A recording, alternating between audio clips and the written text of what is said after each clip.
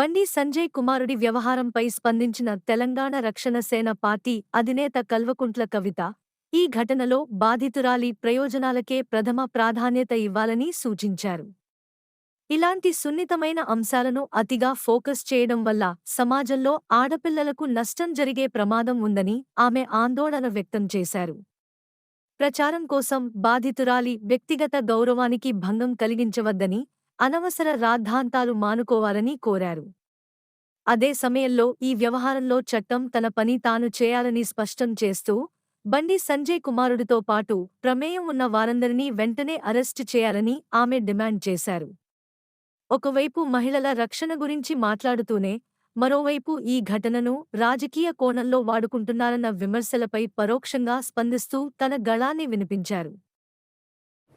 కొన్ని పార్టీల వాళ్ళు ఒక ట్వీట్ వేసేసి మొత్తం సమస్యనేదో పరిష్కారం చేసినాము అనేటటువంటి ఆలోచనతోని అవాకులు చెవాకులు నా మీద వాగుతున్నటువంటి సందర్భాన్ని మనం చూసినాం. ఒక ఆడపిల్ల విషయం వచ్చినప్పుడు, అది కూడా ఒక మైనర్ అమ్మాయి విషయం వచ్చినప్పుడు, సమాజంలో బాధ్యతాయుతమైనటువంటి ప్లేస్లో ఉన్న ప్రతి ఒక్కరం కూడా కొంత సంయమనం పాటించాలి. సోషల్ మీడియాలో ఏది పడితే అది వాగితే ఆడపిల్లలకి ఎక్కువ నష్టం జరుగుతుంది. మన సమాజం ఇప్పటికి కూడా రేపు పొద్దున బండి సంజయ్ గారి అబ్బాయి దోషి కాదు అని తేలినా, దోషి అని తేలినా సమాజం మగపిల్లల్ని క్షమిస్తుంది, కానీ ఆడపిల్లలకు మాత్రం కంప్లీట్గా లైఫ్ బర్బాద్ అయ్యే పరిస్థితి ఉంటుంది.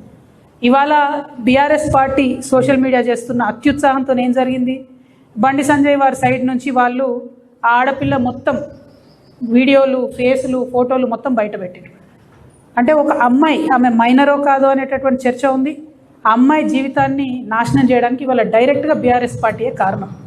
ఏం అవసరం ఉంది, అంత అత్యుత్సాహం ఏముంది? ఇష్యూ సాల్వ్ చేయనియండి. మాట్లాడుతున్నారు కదా, డెఫినెట్గా ఆడపిల్ల పక్షమే ఉంటాం. మన తెలంగాణ సమాజంలోనే అది ఉన్నది, ఆడపిల్ల పక్షమే ఉంటాం.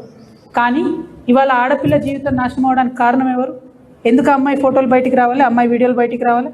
నేను పోలీస్ శాఖ వారిని కోరుతా ఉన్నాను, ఎవరెవరైతే ఆ అమ్మాయి ఫోటోలు, వీడియోలు పోస్ట్ చేసిండ్రో ఆ సోషల్ మీడియా అకౌంట్స్ బ్లాక్ చేయండి, వారిని ఖచ్చితంగా అరెస్ట్ చేయండి.